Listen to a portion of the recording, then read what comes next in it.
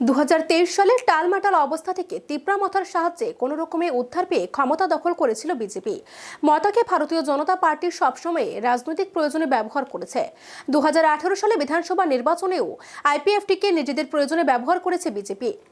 প্রকৃতপক্ষে আইপিএফটি এবং মথা একই মুদ্রার দুটি পিঠ।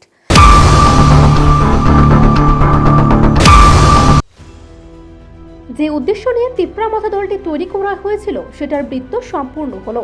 3 বছরের মধ্যে দলের বিধায়করা মন্ত্রিসভায় গিয়ে প্রমাণ করে দিল মূলত সংকটময় সময়ে শাসক দলকে সাহায্য করতে জন্ম দেওয়া হয়েছিল এই দলটিকে। দলের এই ধরনের ভাবমূর্তিতে জনজাতীয় অংশের মানুষজনদের মধ্যে যে বিভ্রান্তি ছড়িয়েছিল সেটারও অবসান হতে যাচ্ছে। তবে এক্ষেত্রে কিছুটা অপেক্ষা করতে হবে। বিজেপির সাথে সমঝোতা করে জোটে যোগদান প্রসঙ্গে এমনভাবে ব্যাখ্যা করলেন পলিট ব্যুরোর সদস্য তথা রাজ্যের প্রাক্তন মুখ্যমন্ত্রী মানিক সরকার। অদ্ভুত এক চুক্তির মাধ্যমে প্রদ্যোৎ কিশোরের দলটি দিশাহীন হয়ে বিজেপি দলে যোগদান করল। যদিও এই দলটি তৈরি হয়েছিল বিজেপিকে সাহায্য করার জন্য, আইপিএফটি দলেরই একটা অংশ এটা। 2017 সালের জুলাই মাসে পৃথক তিপ্রাল্যান্ডের দাবি নিয়ে বরমুরা পাহাড়ে যে আন্দোলন করেছিল আইপিএফটি, তারই দ্বিতীয় সংস্করণ বা অ্যাকশন রিপ্লে দেখাতে চাইছিল তিপ্রা মথা। কিন্তু আগের থেকেও নাটকীয়ভাবে আন্দোলন শুরুর আগেই দিল্লি থেকে ফোন এসে যায় এবং সেখানে উড়ে গিয়েছিলেন দলের প্রতিষ্ঠাতা সদস্য। তারপরে স্বাক্ষরিত হলো চুক্তিপত্র। মানিক সরকারের দাবি যে কাগজটি স্বাক্ষর হয়েছে সেটাকে চুক্তিপত্র না বলে সন্ধিপত্র বলাটাই সঠিক, কারণ সংশ্লিষ্ট যে সমস্ত দাবি নিয়ে তিপ্রা মথা আকাশ বাতাস গরম করেছিল চুক্তিপত্রে সেখানে সেসব কিছুর উল্লেখই ছিল না, বরং অপ্রাসঙ্গিক অন্যান্য দাবিগুলিকে চুক্তিপত্রে প্রাধান্য দেওয়া হয়েছে। সবথেকে আশ্চর্যের ব্যাপার, নতুন কমিটি তৈরি করার পর জনজাতিদের সমস্যা নিয়ে কি পদক্ষেপ নেওয়া হবে জানানো হবে পরবর্তীতে, এমনটাই ছিল চুক্তিপত্রের নতুন চুক্তি। পাশাপাশি 6 মাসের মধ্যে আন্দোলনে যাওয়া যাবে না, সেটাও ছিল চুক্তির শর্ত। অর্থাৎ যে বিষয় নিয়ে আন্দোলন, সেই আন্দোলনের রাস্তায় বন্ধ করে দেয় এই চুক্তিপত্র। এক্ষেত্রে মানিক সরকারের দাবি আইপিএফটি পাহাড়ে যে আন্দোলন করেছিল সেটা 11 দিন স্থায়ী ছিল, কিন্তু সেখানেও দিল্লি থেকে ফোন করে জানিয়ে দেওয়া হয় কেন্দ্রীয় সরকার আইপিএফটির ডিমান্ড সব মেনে নিয়েছে। তারপরে তাদের আন্দোলন উঠে যায়। মথা এবং আইপিএফটির আন্দোলনের প্রেক্ষাপট এক এবং সমাধানও সেই একই রকম। 2018 সালে বিধানসভা নির্বাচনের আগে আইপিএফটির সাথে বিজেপির জোট হলো এবং ক্ষমতায় আসার পর আইপিএফটির 2 জন মন্ত্রিসভায় গেলেন। আর মথার ক্ষেত্রে চুক্তি স্বাক্ষরিত হওয়ার খুশিতে মথা বিজেপি দলের সাথে জুটে গেল এবং বর্তমান সময়ে মন্ত্রিসভায় তাদের 2 জন সদস্য। অর্থাৎ আইপিএফটি এবং তিপ্রা মথা 2018 এবং 2023 নির্বাচনের পরিপ্রেক্ষিতে একই চিত্রনাট্য অনুসরণ করে চলছে মানিক সরকারের দাবি।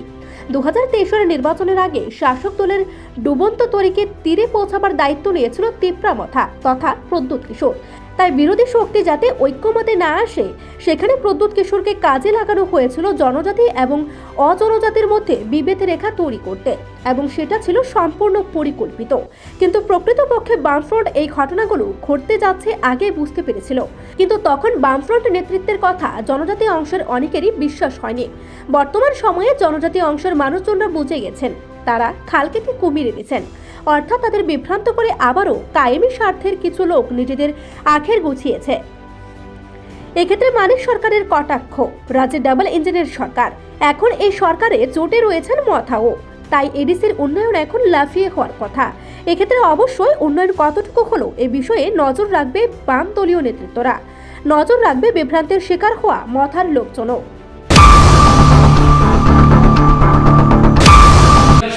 ভোট আসলো, তাতে বাহ্যিকভাবে বিজেপি বিরোধী স্লোগান আর গোপনে গোপনে বিজেপির সঙ্গে সমঝোতা করে 23 নির্বাচনে, মানে যে বিজেপি ডুবে যাচ্ছে, সরকারের ফিরে আসার তার কোনো সম্ভাবনা নাই, সাধারণ মানুষের মধ্যে এই সন্ত্রাস ষড়যন্ত্র সত্ত্বেও একটা ঘুরে দাঁড়াবার মানসিকতা নিয়ে মানুষ এগিয়ে যাওয়ার চেষ্টা করছিলেন।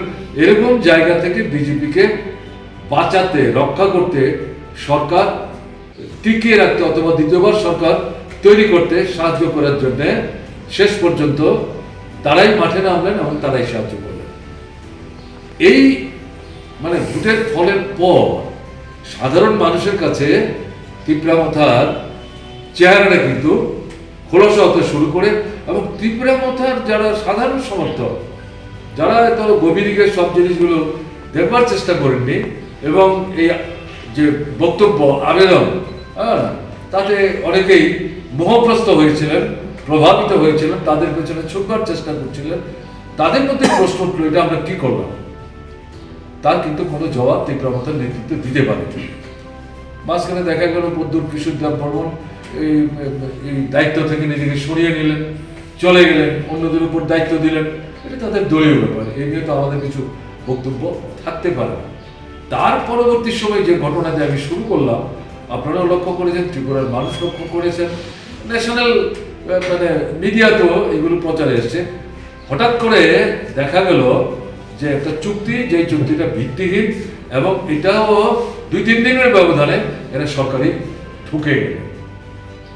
তা আমি এই কথাগুলো বলছি এই কারণে যে এটা তাদের মূল যে পারপাসটা, উপজাতীয় অনুপজাতি অংশের মধ্যে বিভাজন তৈরি করে, অনুপজাতি থেকে উপজাতিদের আলাদা, উপজাতি থেকে অনুপজাতিদের আলাদা, এটা রাখতে পারলে পরে বামফ্রন্টকে আটকানো সুবিধা হবে, বিজেপিকে ক্ষমতায় রাখা অথবা ফিরিয়ে আনতে সুবিধা হবে।